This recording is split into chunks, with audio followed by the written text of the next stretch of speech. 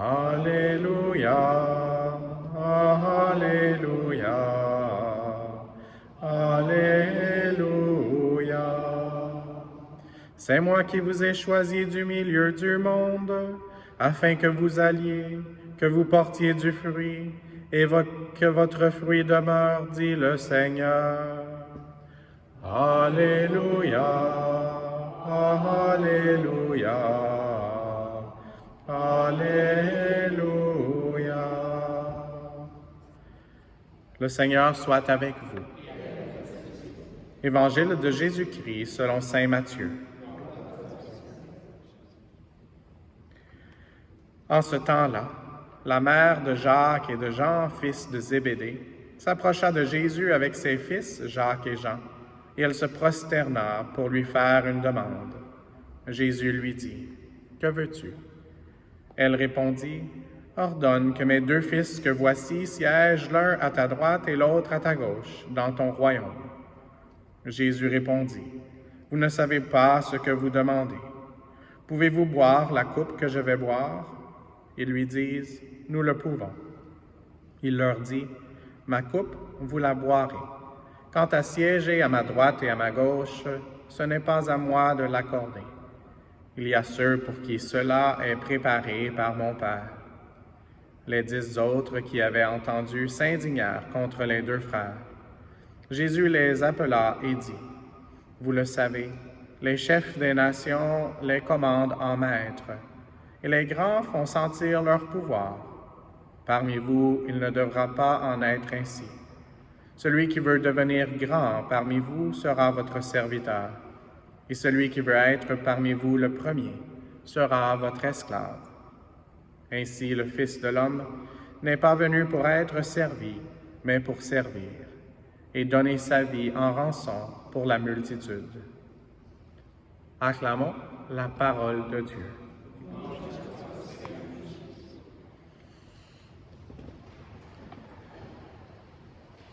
J'ai quand même beaucoup de saints et saintes préférés, mais Saint Jacques en est un de ceux-là depuis plusieurs années maintenant, alors que j'avais eu la chance de faire un pèlerinage à Saint-Jacques de Compostelle. Et je suis revenu avec beaucoup de réponses et aussi beaucoup de questions. Et aujourd'hui, on a des questions qui sont posées, une en particulier par la mère de celui qu'on célèbre aujourd'hui, Jacques, et aussi son frère Jean. Et puis, il y a quelques minutes, j'avais une idée de mon homélie, mais je crois que l'Esprit Saint parfois nous donne un clin d'œil ou un clin d'yeux.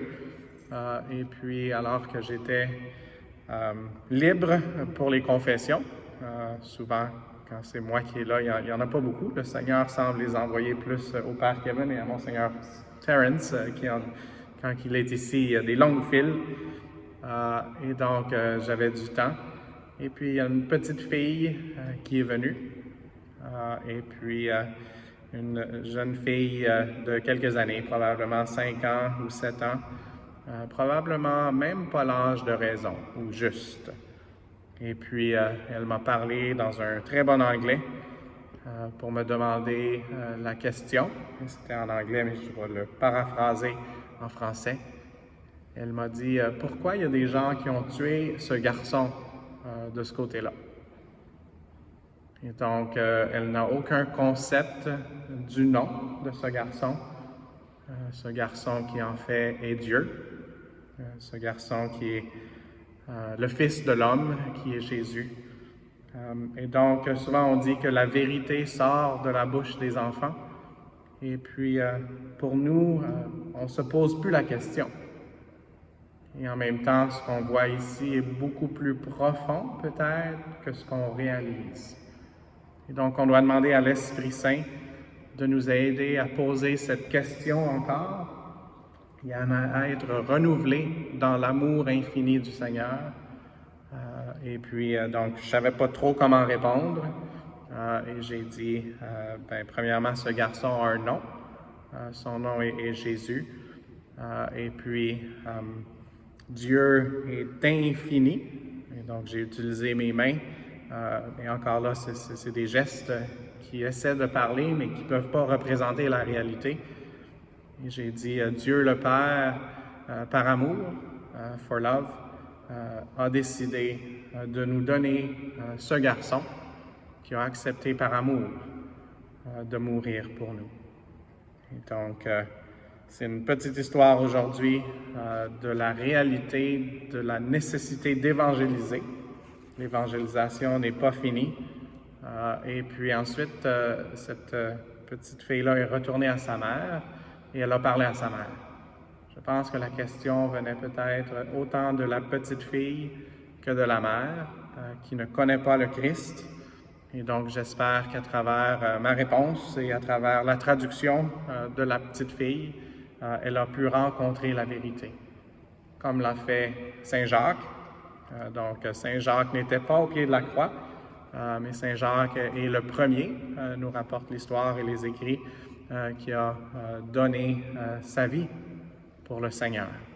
Donc, acceptons aujourd'hui d'être touchés par le mystère, la sagesse et la puissance de la croix pour pouvoir nous aussi faire nos pas avec confiance, nos pas avec la question de l'amour et la réponse de l'amour qui est le Christ. Et puis, quand c'est plus difficile ou qu'on a plus de questions et qu'on semble oublier un peu la réponse, de ne pas avoir peur d'être en compagnie des saints et saintes pour aller à Jésus, aller à la croix. Et la croix qui nous rappelle ce que le psaume qu'on a répété aujourd'hui, le répond, nous dit « Ceux qui sèment dans les larmes moissonnent dans la joie ». Et donc, j'espère qu'elle a pu comprendre, cette petite fille et surtout la mère, que ça, c'est juste le début, le prélude. Parce que ça, par amour infini, le Seigneur s'est donné à nous, mais il veut continuer de se donner à nous. Et aujourd'hui, dans le pain pour la route, notre chemin, et puis que ça, c'est la vie éternelle qu'il a eu la victoire sur le péché et la mort. Donc, merci Seigneur de nous aider dans nos pas, dans nos réponses, dans nos questions, et de te donner toute la place, toi qui es la réponse finale, toi qui es la réponse éternelle, toi qui es le chemin, la vérité et la vie. Amen.